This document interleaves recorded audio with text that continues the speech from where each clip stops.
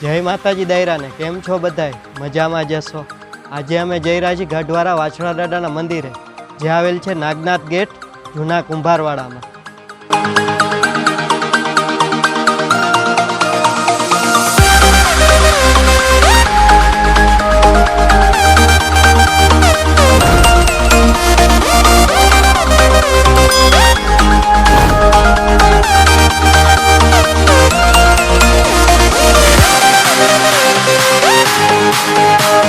સામે તમને દેખાઈ રહ્યું છે એ સૂર્યમુખી હનુમાનજીનું મંદિર આવેલું છે ડીકેવી સર્કલ પાસે।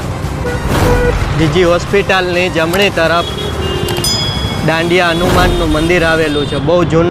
અત્યારે અમે ગઢવારા વાછડા દાદાના મંદિરે આવ્યા છીએ, જે નાગનાથ ગેટ જૂના કુંભારવાડામાં આવેલું છે, જ્યાં ઈસવીસન 1500ની સાલમાં ગગની રાણ બનાવવામાં આવ્યું હતું।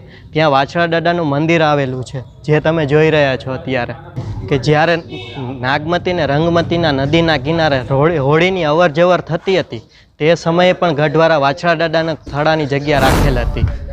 જામનગરને જ્યારે નવાનગર સ્ટેટ તરીકે ઓળખવામાં આવતું હતું, ત્યારે જામનગરના નાગમતી ને નદીના કિનારે ગઢની રાંગ બનાવવામાં આવી હતી। જે ગઢની રાંગ છે ત્યાં વાછડા દાદાનું મંદિર છે, તેને ગઢવારા વાછડા દાદા તરીકે ઓળખવામાં આવે છે।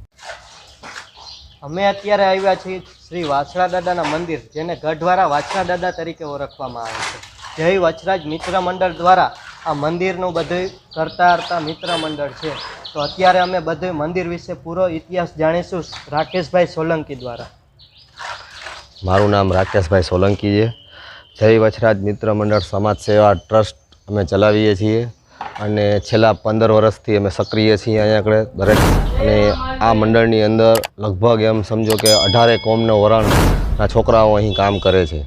અને ઈસવીસન 15મી સદીમાં જે તે સમયે ગઢની રાંગનું બંધારણ અહીંયા બાંધાવેલ હતું, ત્યારથી જ આની અંદર દાદા વછરાજની જગ્યા રાખાયેલી છે। એટલે જ આનું નામ ગઢની રાંગની અંદર આ જગ્યા આવેલી છે, એટલે જ આને ગઢવાડા દાદા વછરાજ તરીકે ગામમાં પ્રખ્યાત થયું છે અને ઓળખાય છે। અને નાની નાની ઘણી પ્રવૃત્તિઓ આ મંદિર દ્વારા થાય છે। અષાઢી બીજને દિવસે ભવ્ય આયોજન હોય છે, અહીંયા આપણે મોટી અષાઢી બીજ ઉજવાતી હોય છે આપણા હિન્દુ ધર્મની અંદર। અને દાદા વછરાજનો શોભાયાત્રા સવારે નીકળે છે, બપોરે જાહેર જામનગર જનતાને જમણવારનું સાંજે પ્રસાદીનું આયોજન હોય છે। તેમજ ભવ્ય લોક ડાયરા આ મંદિર તરફથી દર વર્ષે યોજાય છે, જેમાં પ્રખ્યાત નામી કલાકારો રાજભા ગઢવી, દેવાયતભાઈ ખવડ, સંગીતાબેન લાબડિયા જેવા મોટા કલાકારોના અહીં ડાયરા પણ યોજાઈ ચૂક્યા છે। અને ભવિષ્યમાં વધુને વધુ આ મંદિર આગળ ને આગળ વધે અને સારામાં સારી પ્રવૃત્તિઓ કરે એવું અમારું આયોજન છે। અને ગુજરાતની અંદર જે 51 શક્તિપીઠો આવેલી છે, તે દરેક શક્તિપીઠ ઉપર અમારા મંડળ તરફથી એક માતાજીના ફોટા ત્યાં મૂકવાનું અમારું આયોજન છે। અત્યાર સુધીમાં અમે માટેલની અંદર મા ખોડિયારનું એક ભોજનાલયની અંદર માતાજીની છબી મૂકેલી છે। ત્યાર પછી હમણાં ગયા 15-20 દિવસ પહેલાં ચોટીલાના ડુંગર ઉપર પણ માતાજીની 2 છબીઓ મૂકેલી છે। અને વધુમાં વધુ અમારી એવી પ્રયત્ન છે કે જે 51 શક્તિપીઠ ઉપર દાદા વછરાજ મિત્ર મંડળ તરફથી માતાજીના ફોટાઓ મુકાય એવી અમારી પ્રયત્ન જારી જ છે અમારો।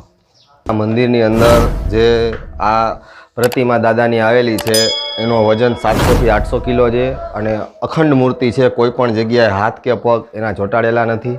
ત્યાર પછી જે જગ્યાએ ગુજરાતની અંદર વાછડા દાદાના મંદિરો હશે, ત્યારે હરકાઈમાનું મંદિર હશે ને હશે જ। આ મંદિરની અંદર પણ મેરડીમાં ત્યાં સામે આ જગ્યા રહી ત્યાં મેરડીમાનું ત્રિશૂલ છે, અને માં મેરડી અહીંયા બેઠા છે।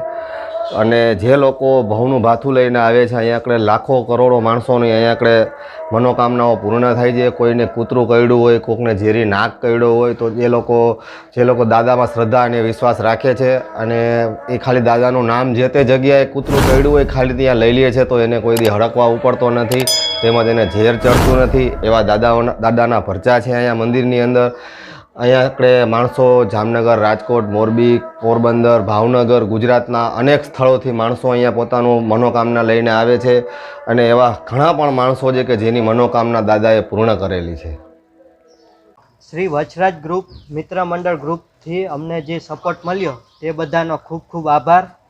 શ્રી વાછડા દાદાની જય, વાછડા દાદાની જય।